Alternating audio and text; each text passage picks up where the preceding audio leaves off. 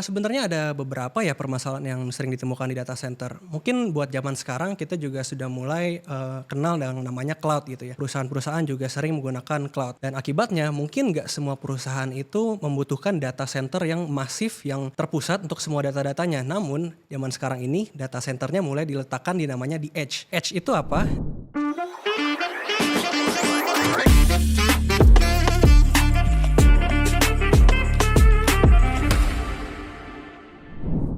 Selamat datang di podcast Wartech ACS Group, Warung Teknologi ACS Group. Lagi-lagi bersama saya Angel Ginting. Nah, kalau misalnya ngomongin tentang HPE Aruba Networking, coba deh di scroll dulu karena kita udah banyak banget membahas solusi dari Aruba gitu ya. Dari yang pertama ada NAC, Network Access Control. Kita sebutnya sih ClearPass. Ada juga SASE, Access Security. Kita juga udah bahas Aruba Central dan yang terakhir kemarin kita udah bahas tentang Instant On. Tapi lagi-lagi Aruba produknya banyak banget.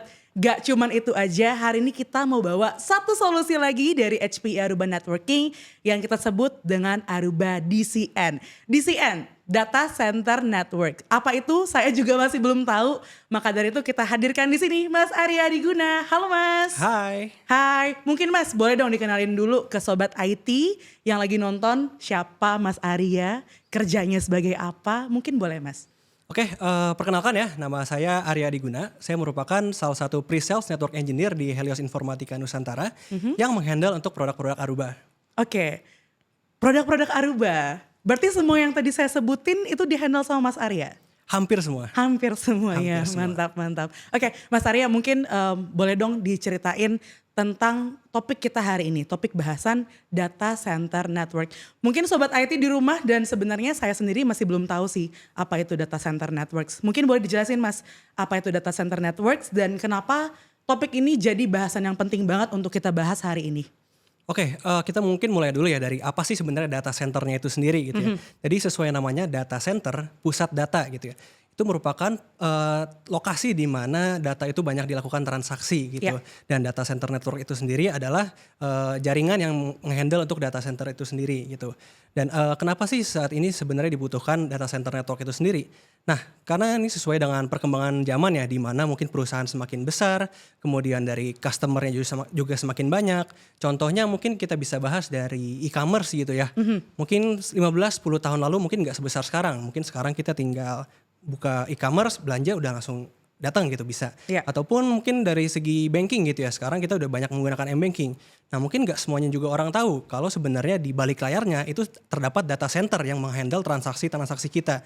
Dan sekaligus dengan perkembangan tersebut juga usernya makin banyak, juga perusahaan yang semakin besar, makanya dibutuhkan data center tersebut. Kalau tadi aku pengen sedikit mundur ke belakang, tadi kan Mas Arya mention data-data yang di-handle gitu ya Mas. Mungkin boleh Sobat IT di rumah mungkin ada yang bingung, data-data yang di-handle, emang data-data apa aja sih Mas yang di-handle? Sebenarnya kan banyak ya misalnya buat misalnya contoh tadi e-commerce ya, buat dari produknya, kemudian transaksi kita, data-data dari usernya itu, kemudian pengiriman dan lain segala macam itu sebenarnya juga di-handle di data center gitu ya. Jadi di data center ada kayak server, ada storage buat penyimpanan datanya, kemudian ada database. Nah semuanya itu perangkat-perangkat yang terdapat di data center. I see, baru tahu ternyata data-data kita dari awal pembelian sampai akhir, alamat di mana dan lain-lain itu di handle di data center tadi ya Mas? Betul. Baik lagi ya, tren sekarang udah keren banget. Mungkin 10-15 tahun belum ada kali ya Mas e-commerce yang segede sekarang. Betul, gitu kan. Mungkin belum semasif ini. Iya, kalau sekarang apalagi payday sale ya kan. Betul. Tanggal kembar sale, makin banyak lagi data-datanya. Balik lagi ke data center ini kan udah jadi tren ya Mas. Mungkin boleh dong di-share permasalahan yang sering Mas Arya temui. Balik lagi sebagai pre-sales, pastikan turun lapangan, ketemu langsung sama customer. Permasalahan-permasalahan apa aja yang sering ditemui terkait dengan data center ini? Sebenarnya ada beberapa ya permasalahan yang sering ditemukan di data center. Mungkin buat zaman sekarang kita juga sudah mulai kenal dengan namanya cloud gitu ya. Perusahaan-perusahaan juga sering menggunakan cloud.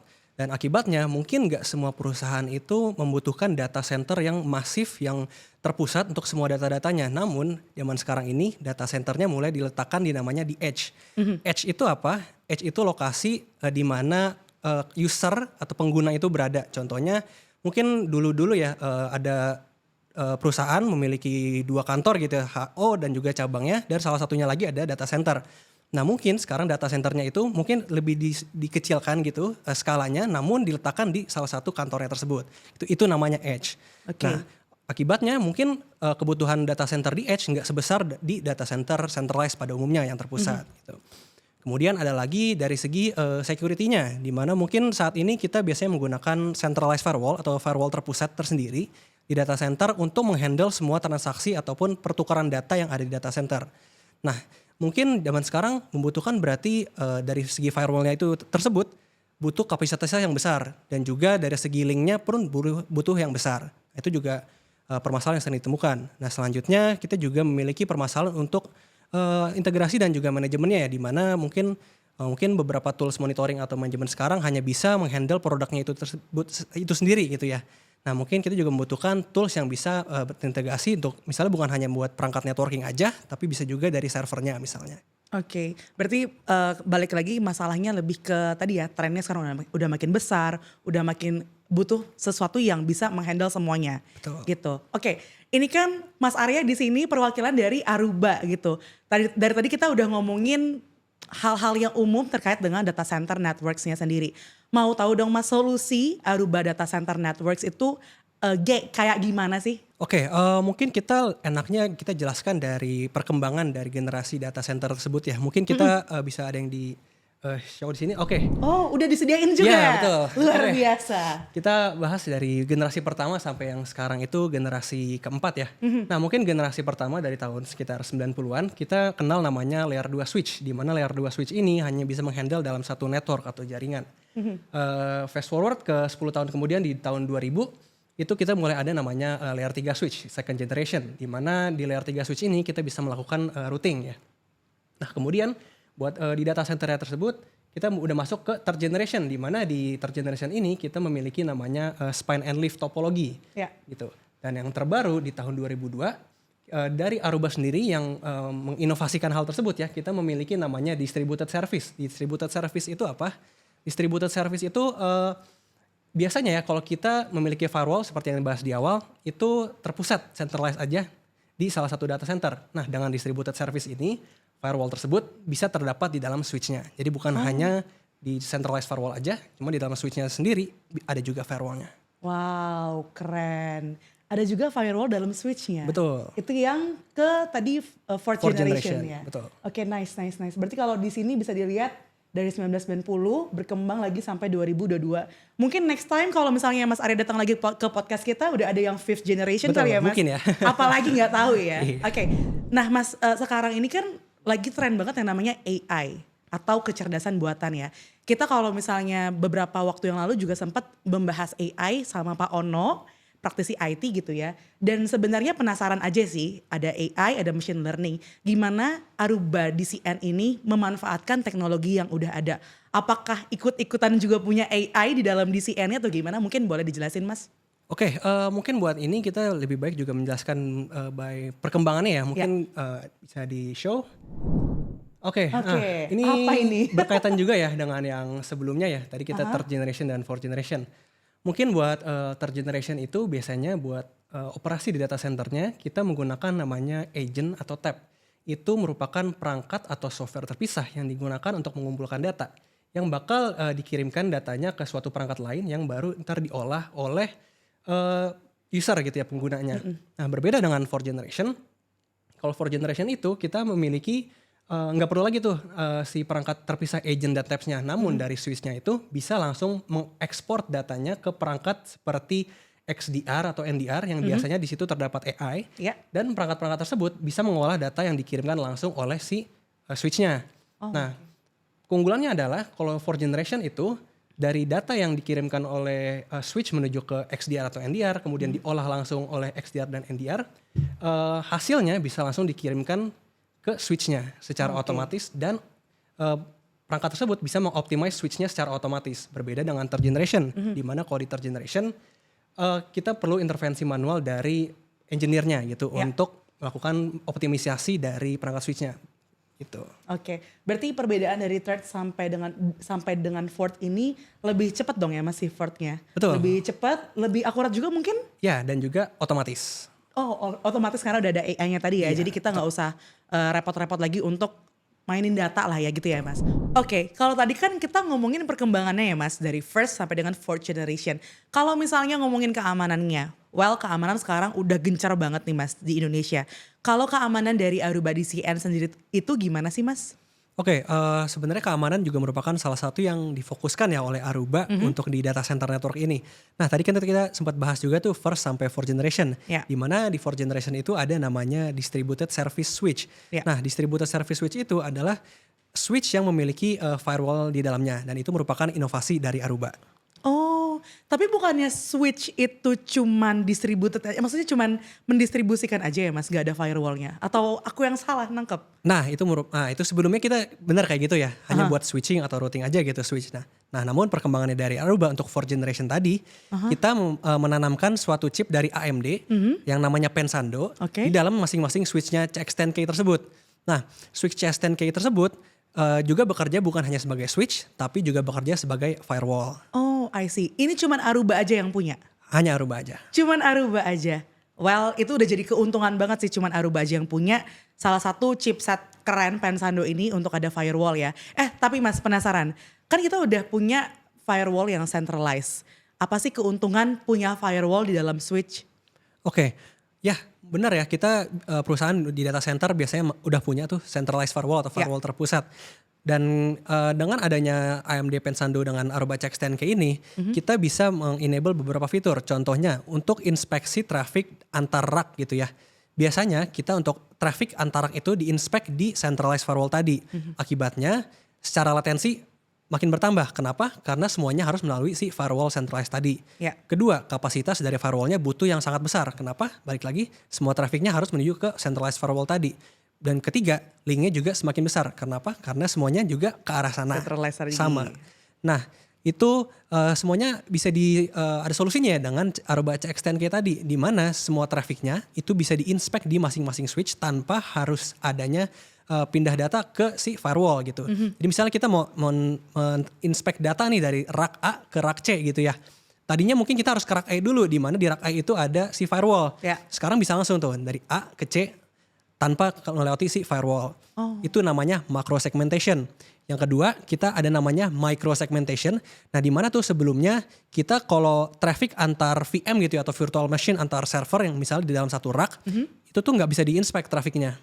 Nah, tentunya ini menimbulkan celah security. Kenapa? Karena nggak diinspek. Ya. Dianggapnya aman aja gitu kan. Betul. Nah, dengan adanya AMD Pensando, untuk traffic antar VM atau server tadi, semuanya bisa diinspek di CX10K-nya tersebut gitu. Ya. Jadi tentunya traffic antar VM atau antar server pun jadi lebih aman.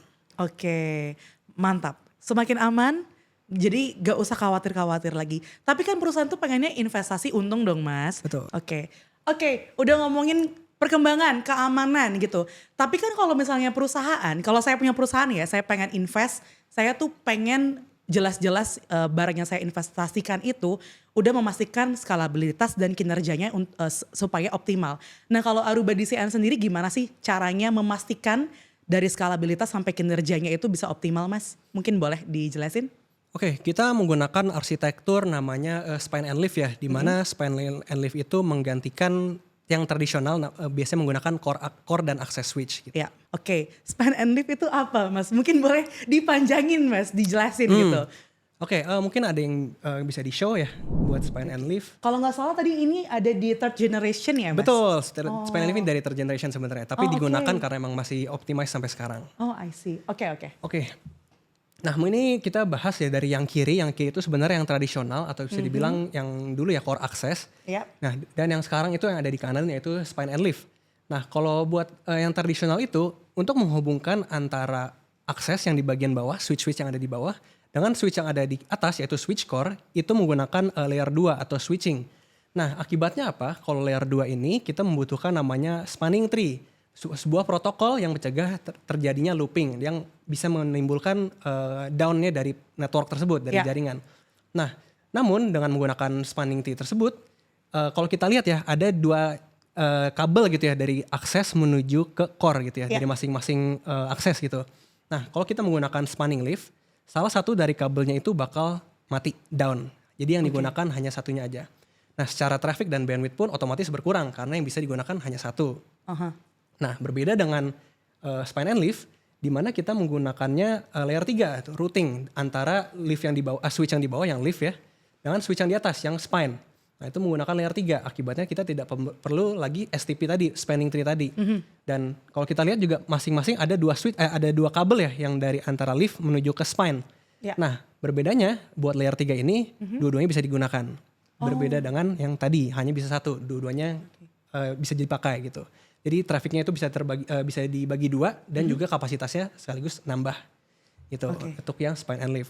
Selain itu dari segi skalabilitas, jika kita ingin meningkatkan kapasitas gitu ya di data center network kita, mungkin dari spine-nya atau leaf-nya, dengan itu dapat dilakukan dengan mudah karena kita bisa tinggal menambahkan switch-nya aja ya di masing-masing layer, baik di spine maupun di leaf, dan langsung dihubungkan ke masing-masing switch-nya. Gitu. Jadi dapat dilakukan secara mudah. Oke, berarti kalau misalnya spine and leaf ini dia lebih mudah, terus lebih cepat juga. Betul, karena tadi bandwidth-nya nggak ada satunya mati itu. Nggak ada satunya, bisa digunakan. Yang ketiga mungkin benefit dari spine and leaf ini Mas? Skalabilitas tadi. Skalabilitas tadi ya. Iya. Oke, tadi kita udah ngomongin dari firewall yang Pensando, itu udah nilai plus banget sih menurut saya. Dan kita udah ngomongin tadi skalabilitas terjamin dengan spine and leaf ini ya Mas. Nah, ada nggak sih Mas dashboard yang bisa memudahkan IT atau helpdesk untuk memonitoring devices mereka yang udah diimplementasi? Oke. Ya, kita dari Aruba juga memiliki solusi namanya Aruba Fabric Composer ya. Mungkin kita sebutnya AFC aja. AFC. Nah, itu dapat digunakan buat manajemen, deployment, dan juga monitoring dari perangkat-perangkat di data center. Oke, mungkin boleh dijelasin gak Mas cara kerja si AFC itu seperti apa dan benefitnya itu apa aja? Oke, cara kerjanya mudah ya. Jadi kita perlu menginstal AFC tersebut di suatu server ya sebagai virtual machine. Kemudian kita perlu memasang IP address di masing-masing switch yang ingin di-manage oleh si AFC ini. Kemudian dari AFC ini tinggal mendiscover perangkat-perangkat tersebut. Nah, kemudian dari AFC-nya kita bisa melakukan deployment untuk topologi yang spine and leaf tadi di data center. Dari mulai kita hanya memiliki satu IP address sampai seluruh arsitektur di dalam data center itu terbentuk. Nah, biasanya ya kalau kita melakukan implementasi atau deployment dari data center itu butuh waktu yang sangat lama. Bisa berhari-hari, berminggu-minggu itu possible. Karena emang sulit untuk implementasi tersebut. Menggunakan AFC itu juga pengalaman saya sendiri ya. Untuk mendeploy sebuah jaringan topologi arsitektur di data center bisa dilakukan dalam kurang lebih 30 menit. Dari awal sampai akhir. Nice. Gitu. Dari yang seminggu cuma jadi 30 menit. Betul. Dan AFC ini bukan hanya bisa terintegrasi dengan perangkat network aja, tapi bisa juga dengan perangkat server gitu. Jadi AFC ini bukan hanya membantu dari tim network gitu ya, tapi dari tim server bahkan tim security karena yang security dari CX10K tadi bisa juga dihandle oleh si AFC ini. Oh, nice. Oke, mantep banget. Udah ada Pensandonya, skalabilitasnya jelas, ada juga namanya Aruba Fabric Composer tadi. Oke. Saya juga penasaran kalau misalnya ngomongin integrasi dan compatibility dari Aruba DCN gini. Gimana solusi Aruba DCN bisa terintegrasi dengan infrastruktur yang udah ada? Karena kan mungkin ada yang perusahaan udah lama gitu kan, pengen implement DCN, tapi udah ada infrastrukturnya tuh Mas. Bisa gimana sih caranya supaya mereka tuh terintegrate satu sama lain? Oke, yang pertama kita bisa bahas dari segi AFC-nya dulu ya. Jadi tadi saya sempat mention juga kalau di AFC itu bukan hanya membantu dari tim network aja. Nah, dari AFC ini sebenarnya juga bisa terintegrasi dengan perangkat server seperti VMware, Nutanix, itu bisa di-manage juga dan dimonitor dari si AFC ini. Jadi contohnya ya kalau kita bisa melihat tuh virtual machine apa aja yang ada di dalam server, kemudian kondisinya gimana, IP-nya gimana, itu bisa dilihat juga dari si AFC. Gitu. Nah, yang kedua adalah dari CX10K tadi, mungkin saat ini ada nih customer yang udah memiliki spine and leaf sendiri, arsitektur spine and leaf yang udah running gitu ya. Tapi customer tersebut menginginkan adanya fitur security dari si CX10K. Nah, itu tetap bisa digunakan tanpa harus mengganti switch existing yang ada. Nice. Nah, caranya gimana? Itu tinggal kita taruh si CX10K-nya di bawah switch leaf existing. Nah, kita nyebutnya adalah switch sub leaf. Jadi dengan kayak gitu kita bisa tetap menikmati fitur security-nya dari dari CX10K, namun tidak perlu mengganti topologi existing yang ada. Gitu. Nice. Berarti perusahaan nggak ada yang dibuang sama sekali ya? Betul. Tinggal tambahin lagi kira-kira layer-layer apa aja yang pengen ditambah gitu ya? Betul. Oke, berarti Aruba DCN itu compatible dong Mas kalau misalnya diimplementasi dengan vendor-vendor lain? Betul. Jadi bukan hanya di environment Aruba aja, cuma bisa juga di environment non Aruba gitu. Oh, Oh mantap. Caranya gimana Mas? Nah, yang tadi sebenarnya yang menggunakan CX-10K tadi sebagai sublift gitu ya. Di mana CX-10K-nya diintegrasikan dengan spine and leaf yang sudah running gitu. Jadi taruh di bawahnya tapi fitur security-nya tetap bisa digunakan. Oke. Tadi udah banyak banget ngomongin teknis-teknisnya yang saya sebenarnya Markom jadi ngerti juga karena Mas Arya udah ngejelasin gitu ya. Tapi penasaran, keuntungan bisnis kalau misalnya kita pakai Aruba DCN. Mungkin boleh Mas Arya kasih beberapa poin aja. Oke, yang pertama ya tadi mengacu juga ke permasalahan di awal yang kita bahas di edge. Yep. Dimana kalau di edge itu mungkin secara kapasitas itu nggak perlu sebesar data center centralized pada umumnya. Nah di Aruba itu ada switch namanya CX8100. Dimana CX8100 itu mungkin emang secara kapasitas nggak sebesar data center switch data center pada umumnya. Karena ini emang ditujukan untuk menjawab permasalahan yang ada di edge. Tapi sekaligus secara price itu juga kompetitif gitu. Nah yang kedua kita juga ada CX-10K ya. CX-10K tadi dengan menggunakan CX-10K kita bisa mengurangi kapasitas yang ada di centralized firewall-nya. Begitu juga untuk link-nya gitu. Dan yang terakhir kita juga bisa menggunakan AFCI tersebut untuk melakukan manajemen dan monitoring bukan hanya perangkat networknya Aruba tapi bisa juga ke server gitu. Jadi tidak perlu perangkat terpisah lagi. Oke, berarti tadi ada dua ya, ada CX8100 dan CX10K. Kalau misalnya perusahaan datang ke Mas Arya, Mas ini kan ada dua, saya bingung harus pilih yang mana. Nah kira-kira Mas Arya jawabannya kayak gimana Mas? Nah sebenarnya semua tergantung environment dan kebutuhan dari perusahaan tersebut. Jadi kita bisa melakukan assessment dulu ya untuk melihat gimana sih kondisinya, bagaimana traffic yang di-generate dari perusahaan Bapak gitu misalnya ya. Nah itu kita bisa melakukan assessment dulu untuk menentukan solusi yang terbaik untuk perusahaannya. Oke, siap. Oke, selama ini Mas Arya kan pre-sales engineer, sering banget dong turun lapangan, bener kan ya? Nah mau tahu dong Mas perusahaan-perusahaan yang pengen implement Aruba DCN, itu masalah yang sering ditemuin tuh apa aja sih? Dan pastinya gimana cara solusinya untuk ya masalah itu gak terjadi? Oke, masalah-masalah yang sering umumnya ditemukan adalah perusahaan tersebut grow. Itu sebenarnya hal baik ya. Tapi buat dari segi network mereka itu tentunya perlu melakukan perkembangan juga gitu ya. Oleh karena itu mungkin banyak juga customer yang data yang kami generate udah terlalu banyak, mungkin trafficnya terlalu besar. Nah makanya membutuhkan data center. Nah kita bisa membantu si customer tersebut untuk membangun data center dari awal gitu. Ataupun mungkin perangkat data center saat ini tidak mumpuni lagi, sudah tidak mencukupi dengan grow dari perusahaan tersebut. Kita juga bisa membantu untuk mereplace perangkat dari si customer tersebut. Oke. Jadi kalau misalnya ada kebutuhan untuk penambahan apapun, silakan pakai Aruba DCN gitu ya. Tapi penasaran Mas, udah ada nggak sih perusahaan yang implement DCN? Mungkin bisa kasih beberapa studi kasusnya? Ya, ada beberapa ya sebenarnya cukup banyak juga untuk yang sudah menggunakan DCN dari Aruba ya. Yang kita implementasi juga sebenarnya mulai dari sektor FSI ya, financial service, kemudian dari oil and gas, manufaktur, itu juga udah ada beberapa yang menggunakan dari Aruba Data Center. Sebenarnya ada dua kategori dari perusahaan yang menggunakan Aruba Data Center tersebut yang tadi sempat di-mention juga ya. Pertama ingin membangun data center dari awal karena sudah grow ya, jadi membutuhkan data center baru gitu ya. Dan yang kedua replacement dari perangkat data center yang saat ini mungkin sudah tidak sanggup untuk menghandle traffic dari perusahaannya. Datanya gitu. Oke, kalau misalnya tadi selain FSI sama manufacturer, mungkin boleh dikasih tahu nggak Mas industri-industri apa aja yang sekiranya ini penting banget loh untuk industri Bapak dan Ibu. Kira-kira tuh industrinya apa-apa aja yang penting untuk implement data center? Oke, sebenarnya banyak ya, tapi yang paling umum digunakan itu biasanya di FSI atau financial service gitu ya. Karena kita tahu zaman sekarang bank sudah banyak menggunakan m-banking, jutaan transaksi setiap menitnya. Dan itu merupakan yang paling common untuk mengemploy data center baru gitu ya. Kita juga sering kadang mungkin ada beberapa bank gitu ya, gak bisa diakses nih ATM-nya. Mungkin itu karena mungkin dari data centernya itu mungkin belum bisa menghandle dari trafficnya gitu. Atau mungkin dari segi security-nya juga ada serangan yang menimbulkan membuat dari network itu down sehingga nggak bisa diakses. Nah itu sering juga terjadi.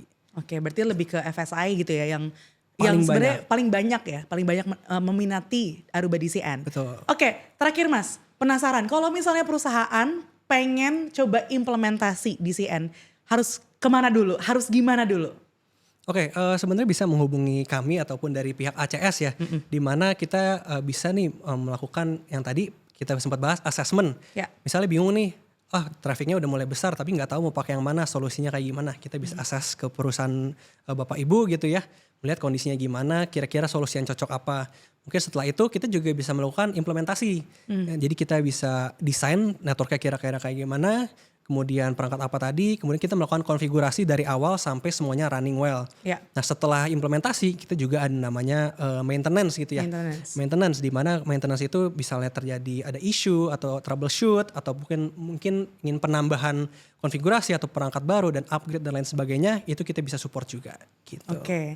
Berarti yang pertama-tama ke ACS dulu gitu ya, ke ACS dulu kalau misalnya pengen assessment, pengen implement, bahkan next time-nya Helios Informatika Nusantara pastinya siap sedia ya Mas. Betul. Untuk ada jadi garda terdepan. Betul. Mungkin ada lagi gak Mas closing statement dari Mas Arya untuk menutup perbincangan kita hari ini?